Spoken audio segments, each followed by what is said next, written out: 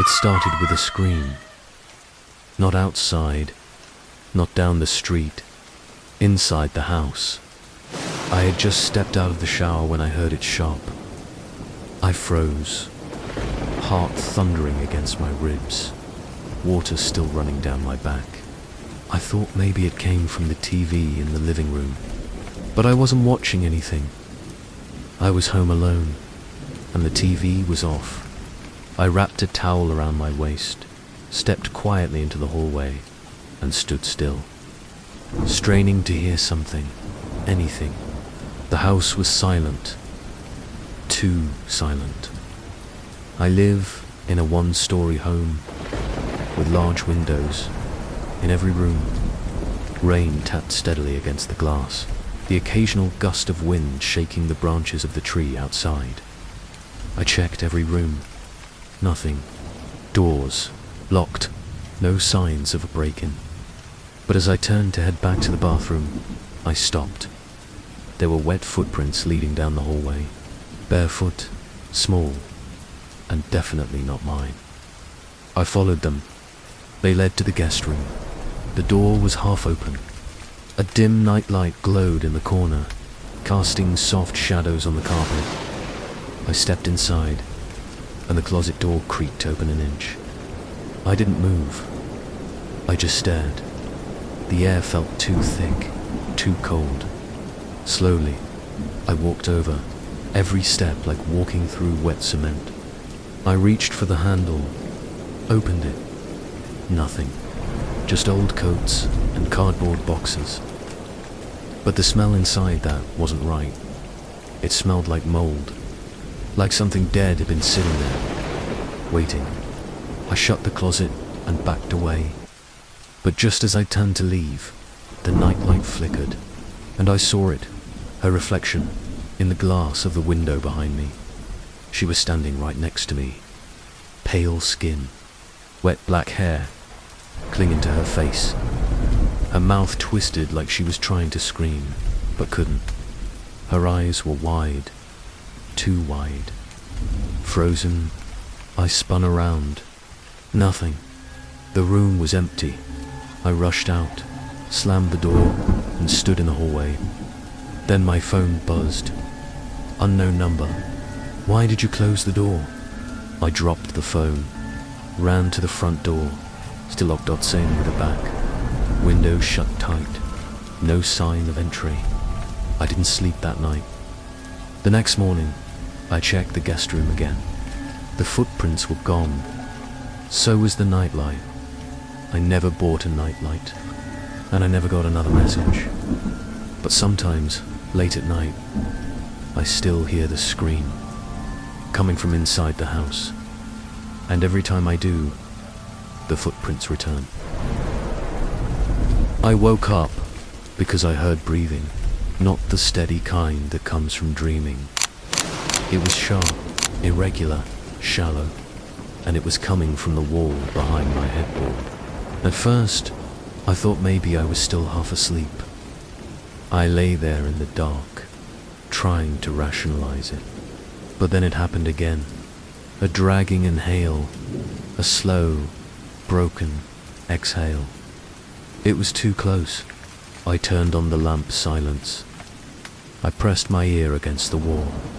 Witted a faint scraping sound echoed inside, like fingernails brushing across old wood. I live in an old house, built in the 40s. The walls are thick, with wooden beams and brick. I've heard rats before, even squirrels. But this was different. There was rhythm to it. Something alive, something deliberate. I knocked once, no answer. I knocked again, and something knocked back. I jumped out of bed, turned on every light in the room, and grabbed my phone. I wanted to call someone, but who do you call when your wall is breathing? I moved the bed away from the wall. That's when I saw the cracks. Thin, vertical lines spidering down from the top corner to the floor. I hadn't noticed them before, but what disturbed me most were the faint stains along the edges, like old water damage only darker, almost reddish. I took a flashlight and went to the basement. The air down there was thick, still. It smelled like mildew and rust. The wall behind my bedroom was part of the original foundation, bare concrete. There was something. Scratches dot thin, straight, spaced like fingers. And next to them, a word carved deep into the wall. Cold. I touched it. The concrete was freezing, but just as I turned to leave, I heard it again, right behind me, breathing slow, just inches from my ear. I ran up the stairs, slammed the basement door, locked it. I didn't sleep the rest of the night. I sat in the living room with the lights on, watching the hallway, and then, at around 3 a.m., I heard it again, coming from inside the wall, only this time, it was louder, faster, and followed by something worse. A voice, whispering my name, my full name. Not how friends say it, not how my parents used to call me, like someone reading it off a list. I moved out 2 days later, sold everything I owned. I never went back for the rest, but sometimes I wonder, what would have happened if I had stayed just one more night and listened a little longer? The first thing my landlord told me was that the house had one locked room. I use it for storage, he said. Please, don't try to go in. It didn't seem like a big deal. The rent was cheap, the neighborhood quiet, and I needed the space. So I agreed. The room was at the end of the hallway, a heavy wooden door with an old brass knob. No light came from underneath. No creaks, no cold drafts, just a door that stayed shut. For weeks, I didn't think about it, until I started hearing things behind it. It began with soft thuds, then came the dragging sounds, like furniture being moved slowly across the floor. But I never heard the front door open, and my landlord never came by. One night, I leaned close to the door, and I heard crying, not loud, just a soft, steady whimper, like a woman trying not to be heard, the kind of crying you do when no one's coming to help. I backed away and called the landlord. He answered on the second ring. "There's someone in that room," I said. "No, there's not," he replied. "I told you. It's just storage. But I heard someone. I need you to leave that door alone." And then he hung up. The next morning, I checked the hallway. The door was still locked. But something was different. There were scratches on the frame, like fingernails trying to claw their way out. That night, I stayed up, sat in the hallway with my back to the wall, flashlight in hand, staring at the door, at exactly 312A.M. Heard it. A single knock, then another, and a whisper, "I'm still here." The voice was dry, weak, female. I stood, heart pounding, and pressed my ear to the wood. "I'm cold," it said. I turned the knob, still locked, but I felt something underneath the door, cold air brushing against my feet, and something else, a piece of paper. I crouched and pulled it out. It was yellowed and torn, like it had been folded 100 times. Just 6 words, written in shaky handwriting. "Don't let him lock me again." I dropped it and stepped back. The next day, I told the landlord I was moving out. He didn't ask why, didn't argue. He just said, "Leave the key on the counter." As I packed, I noticed something behind the hallway mirror. A photo, faded, framed in chipped wood. It was the landlord, standing in front of the same door, and next to him, barely visible in the shadow, Her eyes were open, but something in her face looked frozen, not scared, resigned, like she had already accepted she wasn't getting out. It was close to midnight when I saw him for the first time. I was washing dishes, looking out the kitchen window into the rain, when a figure stepped out from behind my mailbox. He didn't move, just stood there, facing the house. No umbrella, no phone. Just a soaked jacket, a hood pulled low over his face, and hands stiff at his sides.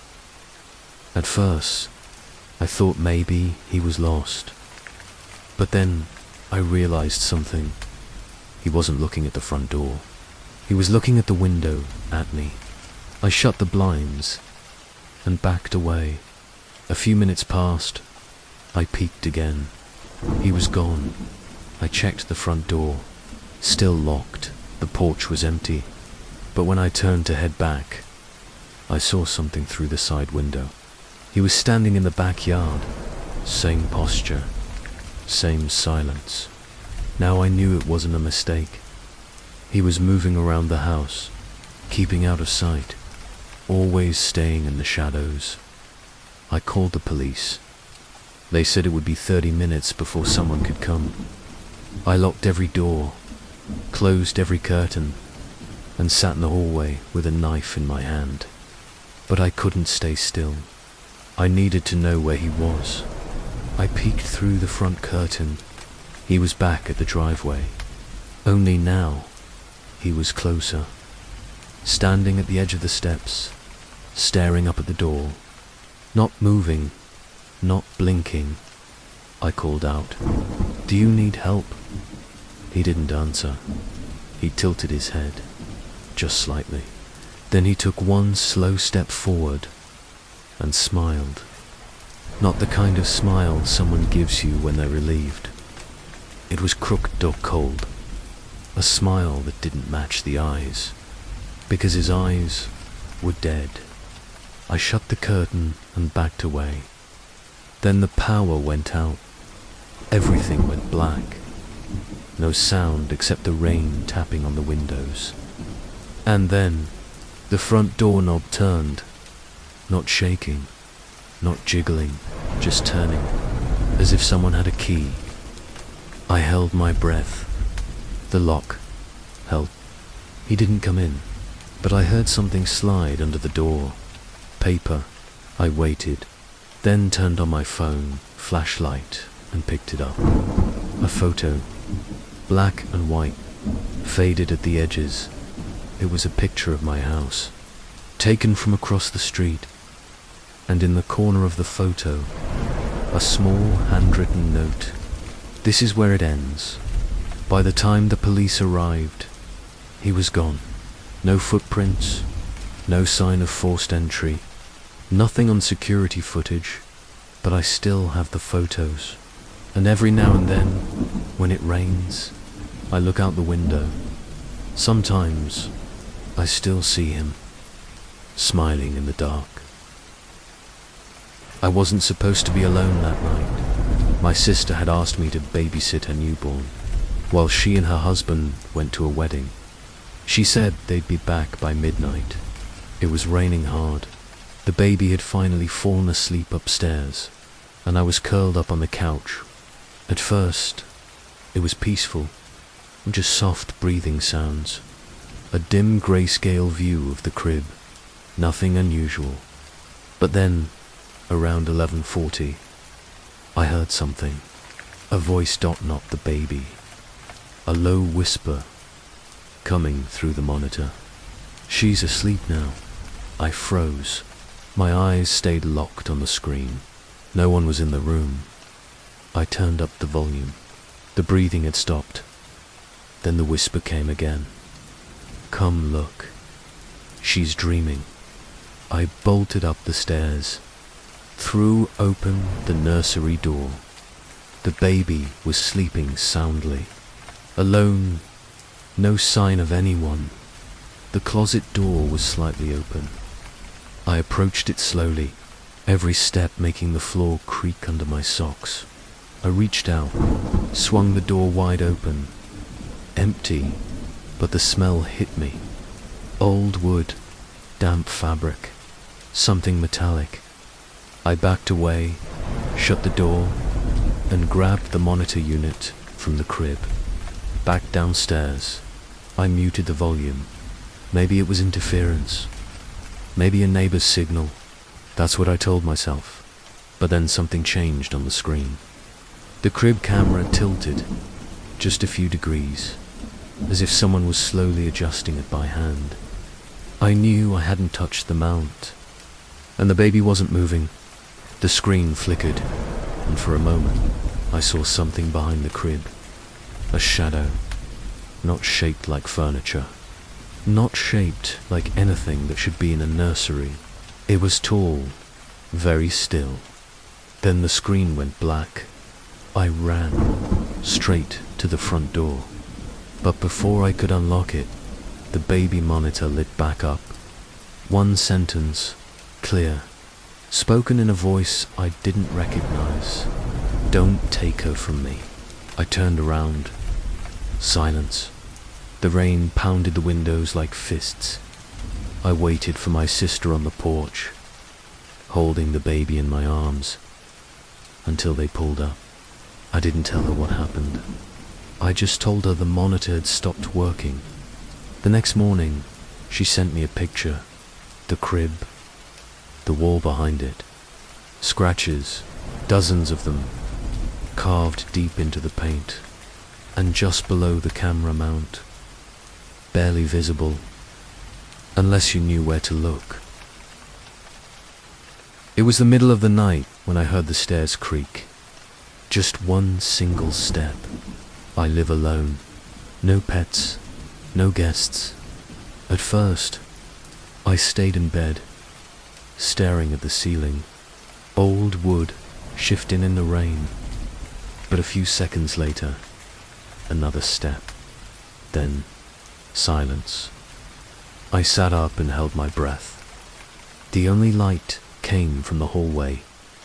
Nightlight near the top of the stairs. The rest of the house was pitch black. I got out of bed, opened the door, and listened. Nothing. Then another creak. One more step. Closer. I turned on the hall light. Still, no one there. I moved to the edge of the staircase and looked down. There he was. A man standing at the bottom step. He was barefoot, wearing what looked like an old white t-shirt and jeans. His skin was pale, soaked from the rain, and his head was tilted slightly to the side. His eyes didn't blink. He just stared. Not at me, at the wall next to me, like he was looking at something that wasn't there. I whispered, "Who are you?" He didn't move. Didn't speak. He just kept standing there, like he'd always been part of the house. I backed away and locked myself in my bedroom, called the police from the floor beside my bed. They arrived 12 minutes later. No sign of forced entry.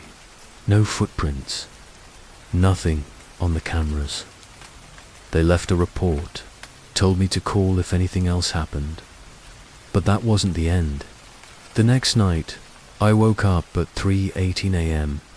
My bedroom light was off, even though I always leave it on. And when I opened my eyes, I saw him again. Not at the stairs this time, but inside the room, standing at the foot of my bed, still soaked, still watching something over my shoulder. I couldn't scream. I couldn't move. I blinked once, and he was gone. The rain kept falling outside. And from the hallway, measured, heavy, wet. The only thing he ever left behind was a single footprint. Bare, muddy, at the top step, pointing up, not down. It started playing on a night just like this one. Rain pounding the roof, wind pushing against the windows. I was reading in bed when I heard it. Music old, crackling, slow, coming from the guest room across the hall. I live alone. That room was empty, and the radio inside it had no batteries. I'd found it in a thrift shop weeks ago. An old wooden thing with rusted knobs and a broken antenna. I kept it as decoration. It never worked, not once, until that night. I got up and walked slowly across the hallway. The door to the guest room was open. The radio sat on the windowsill, just where I had left it. Only now, it was glowing faintly. The dials weren't moving, but the sound was real. A woman singing softly in another language. I stepped inside. The moment I touched the radio, it stopped. No static, no hum. Just silence. I turned it over. Still no batteries. That should have been enough, but it wasn't. The next night, it turned on again. Same voice, same haunting melody. And this time, I didn't touch it. I let it play, but as I listened closely, I heard something behind the music. Whispering words I couldn't understand. Whispers that grew louder when I approached the closet. I turned on the lights. The whispers stopped. The song continued. The closet door was closed, but something about it felt wrong, like it was breathing, expanding and contracting just slightly with the rhythm of the song. I opened it slowly. There was nothing inside, just the smell of old dust and cedar. I shut it again, unplugged the radio from the wall, even though it wasn't plugged in to begin with. Took it to the garage. That night, I heard it playing again. From inside the walls, not the room, the walls, the woman's voice echoing faintly from somewhere deep in the structure of the house. I stayed awake till morning. When I opened the guest room again, there was a sheet of yellowed paper sitting where the radio used to be. No words, just a hand-drawn symbol, a circle, and inside it, a pair of eyes, bleeding. I don't know what I brought into the house with that radio. I threw it in the river 3 days later. But I still hear her sometimes singing. And the whisper, it's getting clearer. It was raining hard the night I got the first notification. Motion detected at the front door. I was in bed already, lights off, about to fall asleep. I reached for my phone and opened the doorbell app. The live feed loaded. No one was there. Just the porch, dark and empty. Rain came down in heavy streaks, distorting the image slightly. I figured it was a false alert. Maybe a branch blowing in the wind. I turned off the screen. 5 minutes later, another alert. Motion detected. This time, the video loaded slower, like something was interfering with the signal. When it finally came into focus, I saw it. A face close to the lens, pressed right up against it. Not a prank. Real skin, real eyes, but something about it was wrong. The eyes were too wide. The mouth didn't move. The expression was frozen, as if someone had held that smile too long and forgotten how to stop. I jumped out of bed and ran to the front window. There was no one there. No footsteps on the porch. No shadow walking away. The face was gone. I checked the recording, but it had corrupted. All that was left was 3 seconds of static and a single frame of the image. I saved it anyway, zoomed in, and saw something that made my blood run cold. The reflection in the eyes. It was me, standing inside the hallway. But the shot was from outside.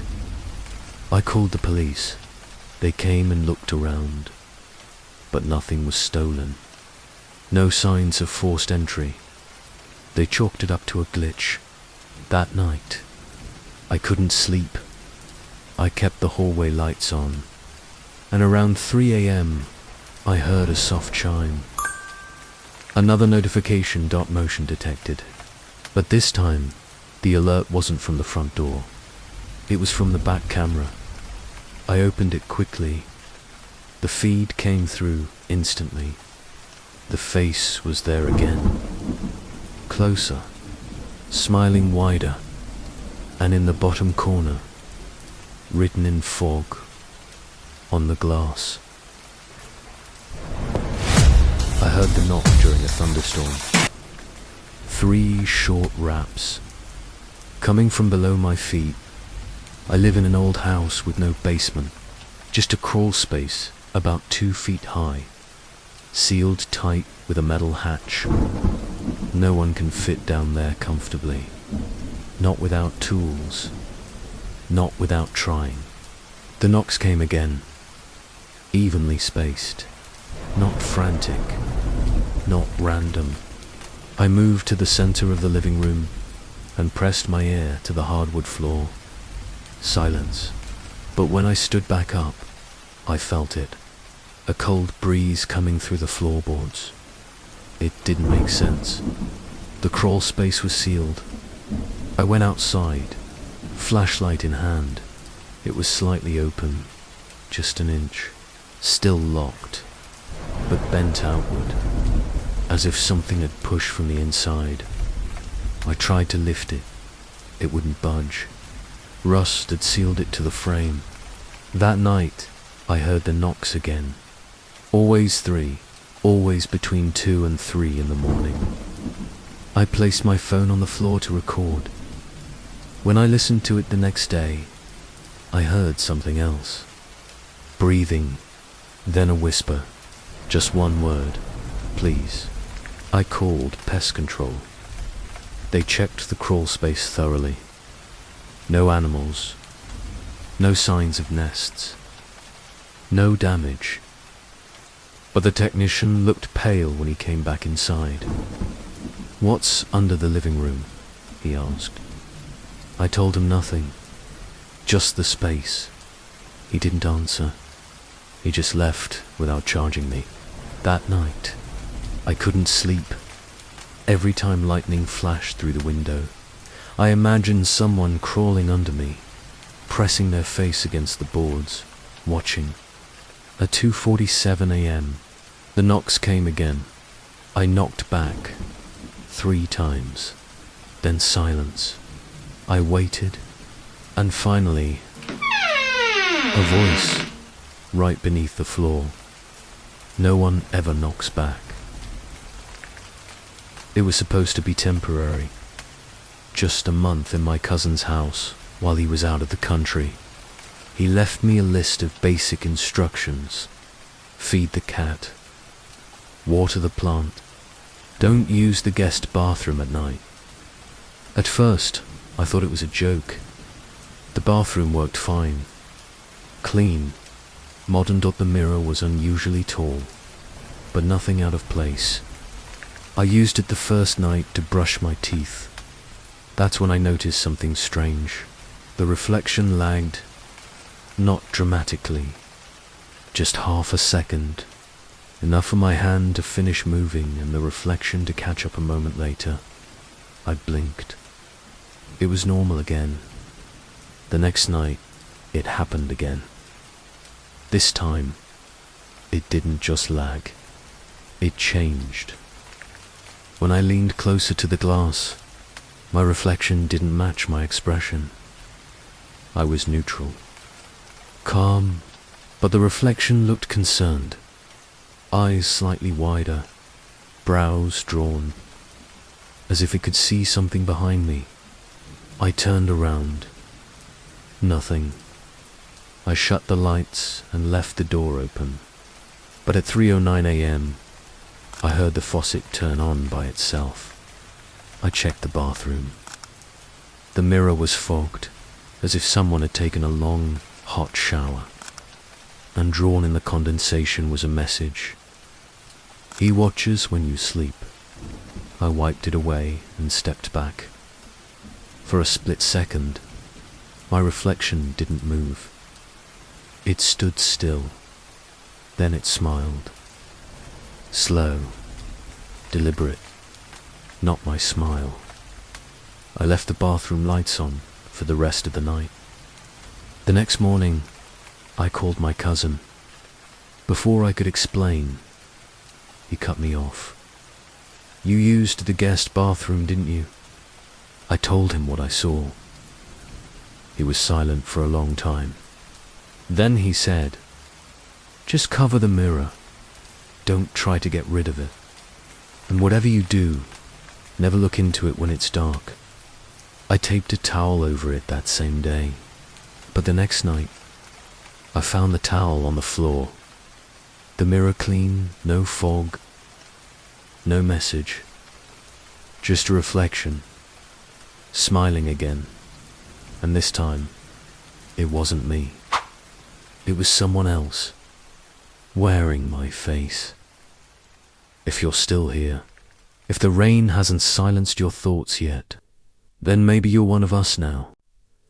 Every night holds a story, and the next one might be yours. Subscribe to the channel, turn on the notifications, and join us when the dark returns. We'll be waiting.